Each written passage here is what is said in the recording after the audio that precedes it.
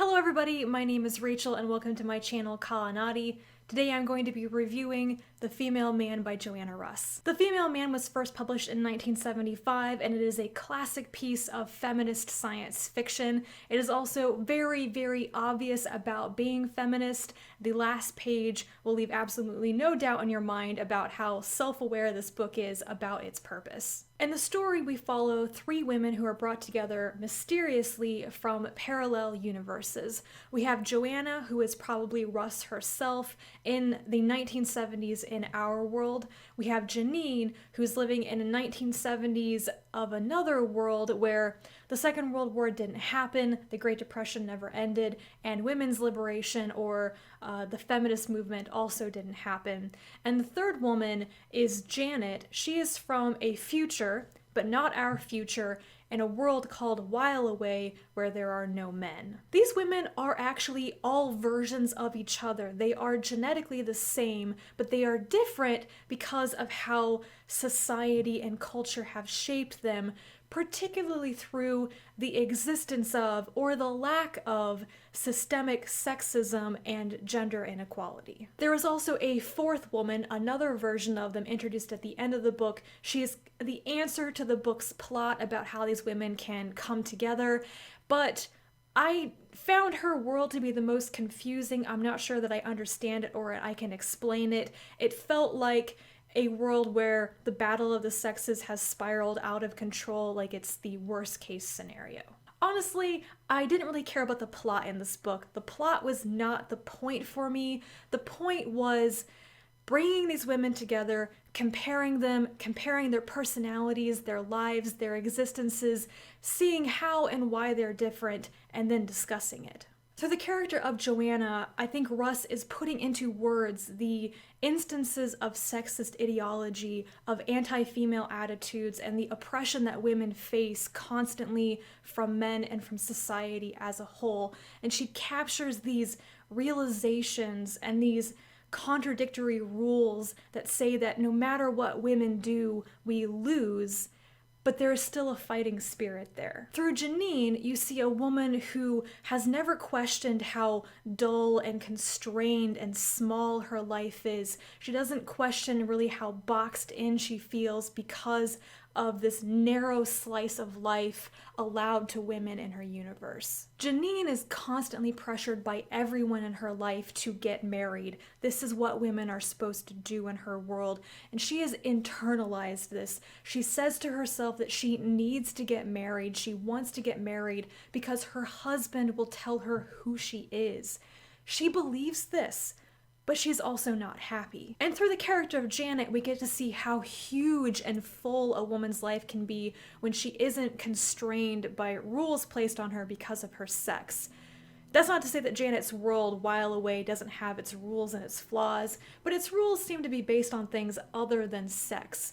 So Janet is freer. She seems to be more confident, more sure of herself. She doesn't seem to be filled with those doubts about herself that the other women are, and she seems more unusual and unique of the women. And she gets to be this way because there is no sexism or gender inequality or war of the sexes in her world because there are no men. Strangely, all three of these women's lives, and then of course the fourth woman's life, just seemed unsettling and upsetting to me, even Janet's world, because I think Janet is the woman in the story that a lot of us want to be because she is the one who seems to be most free. Her world seems to be kind of a utopia for women in our world, but I don't want to get rid of all the men. Why is the best solution, the best option, the best universe for women in the story the one where just so conveniently men don't happen to be there? You know, in this world, we have multiple genders. We gotta deal with that. We have to deal with what we've been given. That's not gonna change anytime soon. I think that in The Female Man, Russ is mapping the problem. She's mapping its edges. She is putting these things into words. She is writing them down. She is saying them, which is really hard, especially probably for the 1970s. This book reads like railing against the system. It reads like a savage list of angry injustices. Russ might be presenting other ways the world could be, other universes, but she hasn't thought up a magical, trouble-free fairyland for women either. I absolutely 100% believe that this book still has value because it is still absolutely relevant to the world today. A lot of people would probably say, oh, we've come so far in the last 40 years that a lot of the stuff that Russ is writing about that are done to women, said about women, don't exist anymore. I would say absolutely not. What rock have you been living under? We've come a long way since 1975, but we haven't eradicated this. Especially in other countries. You know, there are so many places in this world where it's even worse for women than what's presented in this book. Many of the things that are said to women in this book are still being said today, but they're probably harder to notice.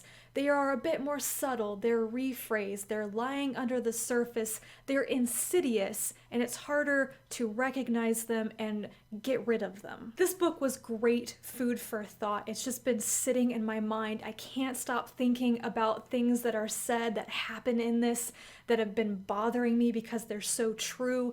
So I love the content. I love what it was saying, but I'm not so sure that I really care for the way that it's written. In snippets, it was brutal and succinct, but at the same time, the structure of this book is terrifically confusing. It's a jumble of multiple points of view, and the switches between them are not identified. I found it really hard to read this book at first because I was trying to reconstruct in my head the shape of this book in a more straightforward narrative, and it wasn't working. It seemed impossible to do while enjoying the book. So I gave up on trying to do that. I just read it. I stopped trying to identify who was saying which things, who was thinking which things, and in the end, I think I gathered what I needed to. But I don't think that the structure adds to this book's effect either.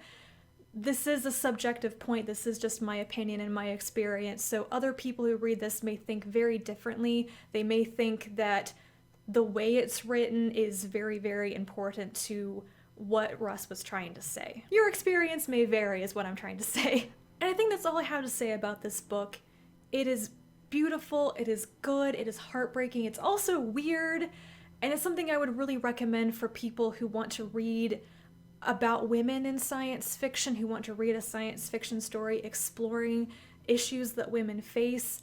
Joanna Russ is one of those names in the science fiction field, in the classic canon of the field, I think you could probably say, who seems to be kind of forgotten, but she might be having a resurgence now. I feel like her name has been popping up a lot more in what I've been reading, as a lot of people have initiated discussions about diversity in SFF and women in SFF, both authors and characters. And Joanna Russ is like the author to read for that. You have a lot of female science fiction writers like Ursula K. Le Guin, who have been in the field for a long time, but Russ seems to be the one who is known and lauded for her criticism on this subject, and I know that I'm going to be reading more by her in the future. That's The Female Man by Joanna Russ. If you've read this book, or if you want to read it and you want to talk to me about it, please comment down below. I would love to hear from you. And if you have any suggestions for things I should read that are similar to this, please also let me know. I would appreciate that. Thank you guys for watching, and I will talk to you again in my next video. Bye.